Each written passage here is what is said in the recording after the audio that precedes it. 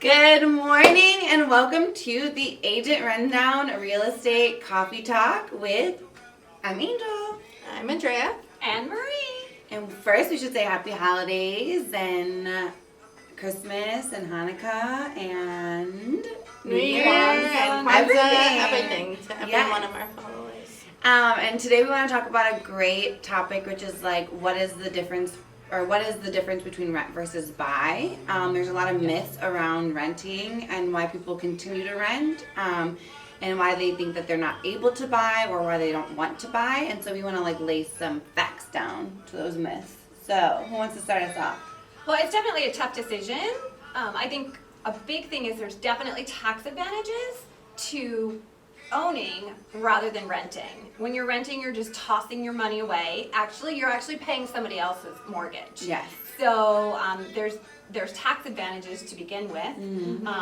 And also a myth is the down payment program. Yeah. So a lot of people think that you need 20% to be able to purchase any type of property, and that's just not true. I mean, there's programs that's 3%, 1%, there's 0% down. The VA program. The VA program. Yeah. If you've served for our country, you have 100% financing, and there's also down payment assistance programs. Yes. Where your down payment can be gifted from somebody. And you don't actually have to be a first-time home buyer to qualify for that.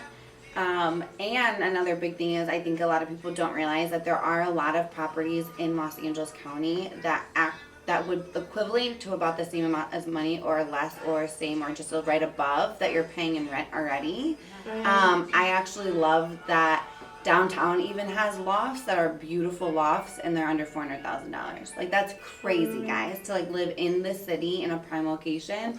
And I live in the valley and they're everywhere. There's a lot. The other thing is, historically, when you rent, it takes 25.8% of your income you're putting towards rent. If you were to buy, it's only 21.2%. So think about that.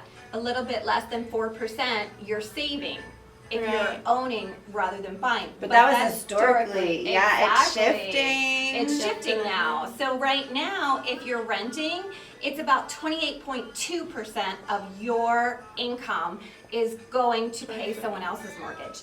If you buy now, it's down to 17.7. That's a huge difference. And one thing that you mentioned is going towards somebody else's mortgage. Think about it. If you're paying $2,500, right, in rent, which is an average on the lower side too. I mean, I feel like most people find themselves spending even more than that in their rent. Yes. If you're paying $2,500 a month every year, that's $30,000 that you're giving away towards your living, and you'll never see it again because it's somebody else's mortgage that you're paying. So let's talk about the fun stuff though. So one of the things that I totally advise if you're open to doing it is starting with an investment property. So either a duplex, triplex, or even just a really nice townhouse or condo that's in a desirable area. That way you can rent out one of the parts of the property and use that as an income, which can also be included in the deciding factor if you're going to get approved for the loan or not. So that's something we can discuss. Or you could just rent out the entire thing once you're ready to leave, or just sell it.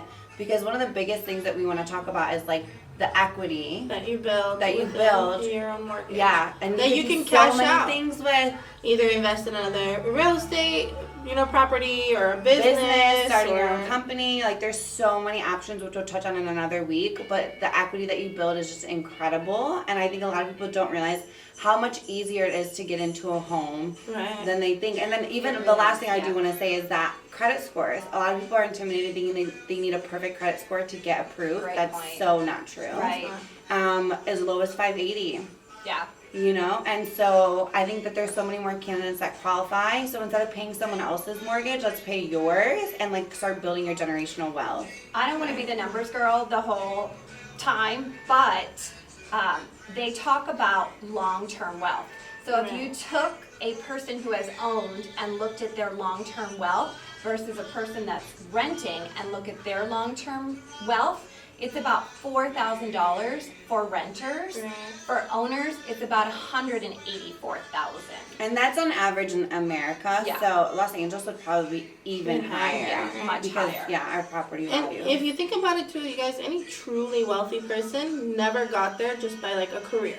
right? You Yeah. know that they have many different properties, and every single person started with one. Yes. Every single one of those wealthy people started with one property and capitalized on that to really then truly grow their wealth and financial stability.